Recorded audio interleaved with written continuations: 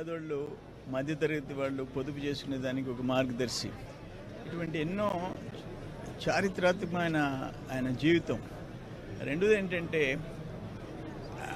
Media. మేము తెలుగుదేశం అధికారంలో ఉన్నాం, ఆ లోపాలు నిష్పక్షపాతంగా ఎత్తి చూపించే మీడియా. ప్రతిపక్షమైన జగన్మోహన్ రెడ్డి అయినా అదేవిధంగా ముందు ప్రజల మేలు, రాష్ట్ర భవిష్యత్తు గురించి ఆలోచించే మీడియా రామోజీ గారు.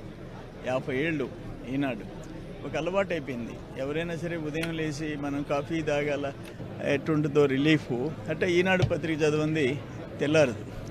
అంత గొప్ప మనిషి. నాతో నేనంటే ఆయనకి ఆశీర్వదించేవాడు. నా ఇద్దరు పెళ్ళిళ్ళకి వచ్చి చాలాసేపు కూర్చొని టైం స్పెండ్ చేసి జీవితంలో మర్చిపోలేము.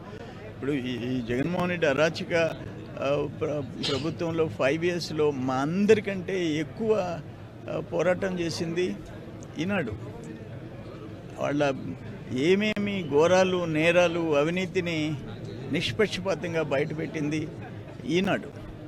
అందుకని ఏదేమైనా ఈరోజు తెలుగు వాళ్ళకి చాలా తీరని లోటు రామోజీ గారు. అయితే పిల్లలు వాళ్ళందరూ అదే స్థాయిలో దీన్ని కొనసాగించాలని చెప్పి కోరుకుంటూ ఆయనకి ఆత్మకి శాంతి కలగాలని చెప్పేసి కోరుకుంటున్నా. నమస్కారం.